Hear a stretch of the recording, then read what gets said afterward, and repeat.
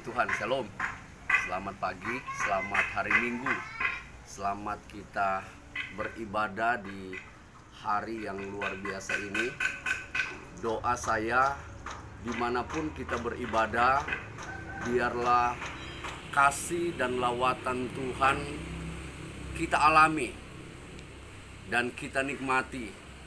Dan di dalam kita beribadah, biarlah kita juga menikmati semua berkat-berkat Tuhan. Di hari yang berbahagia ini, di hari yang penuh berkat ini, saya mau bacakan satu ayat untuk kita semua yang terdapat di dalam Kejadian pasal yang ke-37 ayat yang ke-1. Demikian firman Tuhan. Adapun Yakub ia diam di negeri penumpangan ayahnya, yakni di tanah Kanaan. Inilah riwayat keturunan Yakub. Yusuf tatkala ia berumur 17 tahun, jadi masih muda, biasa mengembalakan kambing domba bersama-sama dengan saudara-saudaranya, anak-anak Bilha dan Silpah, kedua istri ayahnya. Dan Yusuf menyampaikan kepada ayahnya kabar tentang kejahatan saudaranya. Puji Tuhan. Nah, ini ayat yang telah kita baca ini adalah sepenggal dari kisah seorang Yusuf yang Alkitab catat. Kita tahu bersama kisah Yusuf. Semua orang Kristen pasti pernah mendengar kisah seorang Yusuf ini. Anak Yakob, anak bungsu Yakob, Alkitab catat masih muda, berumur 17 tahun. Dan kisahnya kita tahu bersama, mulai dia dibenci oleh saudara-saudaranya, kemudian dibuang di sumur, kemudian dijual di orang Mesir, menjadi budak di Mesir pada waktu itu.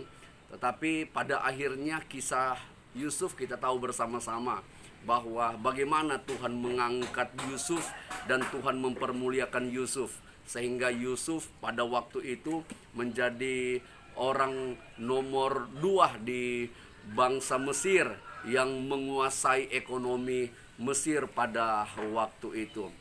Nah, hari ini saya akan menyampaikan beberapa hal terkait dengan kenapa Yusuf diangkat, dimuliakan Tuhan sedemikian rupa oleh Tuhan pada waktu itu. Yusuf diberkati Tuhan dengan sangat luar biasa. Setidaknya ada 2 hal yang harus kita teladani dari seorang Yusuf. Yang pertama, bahwa Yusuf komitmen kepada kebenaran. Itu Alkitab catat di dalam Kejadian pasal yang ke-39 ayat yang ke-6 dikatakan, adapun Yusuf itu manis sikapnya dan elok parasnya. Ayat 7, selang beberapa waktu istri tuannya memandang Yusuf dengan birahi, lalu katanya, marilah tidur dengan aku. Ayat 8, tetapi Yusuf menolak dan berkata kepada istri tuannya itu, dengan bantuan tuanku tuanku tidak lagi mengatur apa yang ada di rumah ini, dan ia telah menyerahkan segala miliknya kepadaku. Bahkan di rumah ini ia tidak lebih besar kuasanya daripadaku, dan tiada yang tidak diserahkan kepadaku selain daripada engkau, kata Yusuf, sebab engkau istrinya. Bagaimana mungkin aku melakukan kejahatan yang besar ini dan berbuat dosa terhadap Allah. Puji Tuhan. Ini salah satu tipikal Yusuf, di mana kenapa mata Tuhan tertuju kepada Yusuf dan Tuhan mengangkat Yusuf, Tuhan mempermuliakan Yusuf dengan luar biasa pada waktu itu, karena Yusuf memiliki komitmen hidup benar di hadapan Tuhan. Alkitab catat dia digoda oleh istri tuannya, dan bukan hanya sekali 2 kali, tetapi berkali-kali digoda. Ayat yang ke-10 katakan, walaupun dari hari ke hari perempuan itu membujuk Yusuf, Yusuf tidak mendengarkan bujukannya itu untuk tidur di sisinya dan bersetubuh dengannya. Puji Tuhan. Ternyata komitmen Yusuf di dalam kebenaran ini yang membuat Tuhan mengangkat Yusuf dengan sangat luar biasa. Haleluya.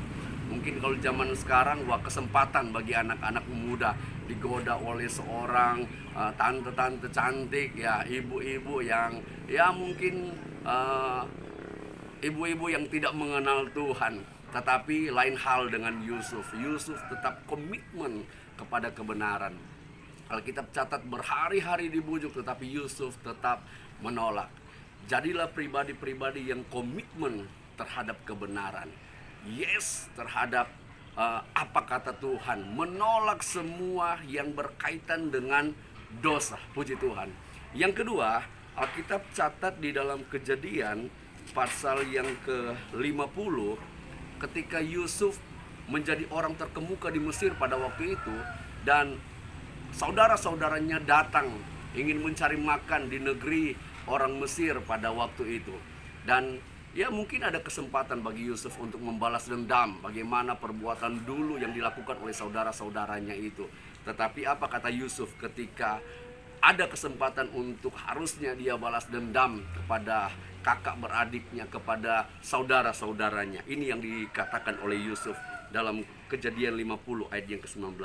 Tetapi Yusuf berkata kepada mereka, janganlah takut, sebab aku inikah pengganti Allah?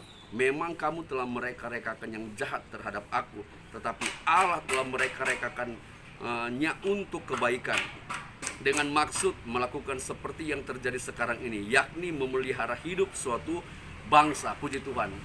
Yusuf berkata, memang kamu mereka-rekakan perkara yang jahat kepadaku, tetapi Allah telah mereka-rekakan untuk kebaikan kita bersama. Puji Tuhan. Yusuf memiliki hati yang lembut, hati yang mudah mengampuni. Jadi untuk supaya kita dimuliakan Tuhan, diberkati Tuhan, tidak ada cara lain.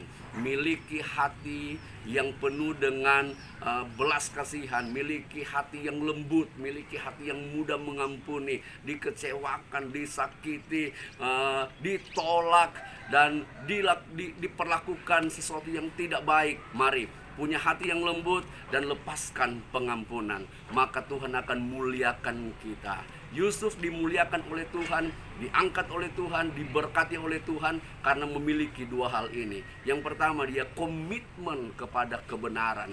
Dia menolak semua tawaran-tawaran dosa, dia menolak semua kenikmatan dosa. Dan yang kedua, dia memiliki hati yang lembut, dia memiliki hati yang mudah mengampuni, hati yang benar-benar ingin melakukan apa kata Tuhan. Hati yang benar-benar terpikat, melekat sepenuhnya kepada Tuhan.